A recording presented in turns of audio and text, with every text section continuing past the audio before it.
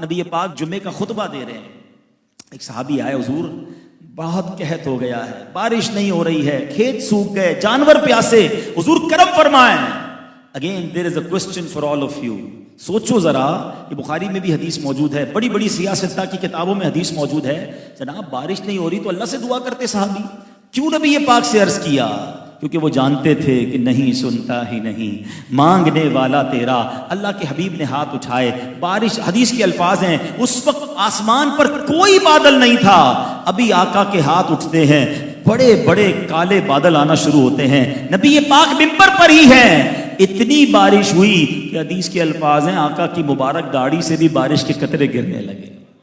اچھا دعا تو فرما دی اور سارے لوگ نمازی خوشی خوشی گھر بھی چلے گئے، مگر جمعہ بارش، ہفتہ بارش، اتوار بارش، پیر بارش، نان اسٹاپ پورا ہفتہ بارش، اتنی بارش کہ اگلا جمعہ آ گیا۔ روایت کے الفاظ ہیں وہی صحابی یا کوئی اور کھڑے ہو گئے کہ حضور کرم کیجئے، بارش رکوائیے، حضور ہمارے تو پانی پانی ہو گیا، گھر ڈوبنے لگ گئے۔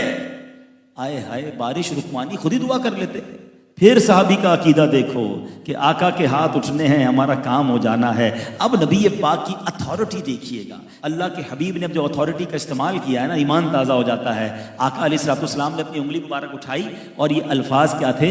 اللہم حوالینا ولا علینا، اے اللہ ہمارے اطراف میں بارش ہو، ہم پر بارش نہ ہو، کیونکہ سبب ایریا جو ہوتے ہیں، شہر کے باہر جو ایریا ہوتے ہیں، نارملی وہاں کھیت ہوتے ہیں، وہاں پانی کی ضرورت ہوتی ہے، شہر نارملی ڈوب جاتا ہے۔ اب حدیث کے الفاظ سنو، آقا انگلی کا اشارہ کرتے گئے، بادل کٹتا گیا، انگلی کا اشارہ کرتے گئے، بادل کٹتا گیا، مدینہ منورہ پیالے کی مانند ہو گیا، مدینے کے اوپر آسمان بالکل ایمٹی ہو گیا، مگر جو مدینے کے باہر سے آتا تھا وہ کہتا باہر بڑی بارش ہو رہی ہے۔ محبوب پاک نے اتھارٹی کیا استعمال فرمائی؟ اللہم حوالینا ولا علینا، اے اللہ ہم پر بارش نہ ہو، اطراف میں برستی رہے۔ جو زبان حق ترجمان سے ادا ہوتا تھا وہ پورا ہو جایا کرتا تھا۔ پھر ان الفاظ کا، ان ہاتھوں کا امام عشق و محبت کیا پیاری التجا کرتے ہیں کہ حضور اللہ نے تو آپ کو ایسی کرم نوازی فرمائی ہے، آپ ہاتھ اٹھاتے ہیں تو جلتھل ہو جاتا ہے، حضور ہمارے لیے بھی تو ہاتھ اٹھائیے، ہم پر بھی نگاہ رحمت فرمائیے۔ اعلیٰ حضرت کہتے ہیں جن کو سوئے آسماں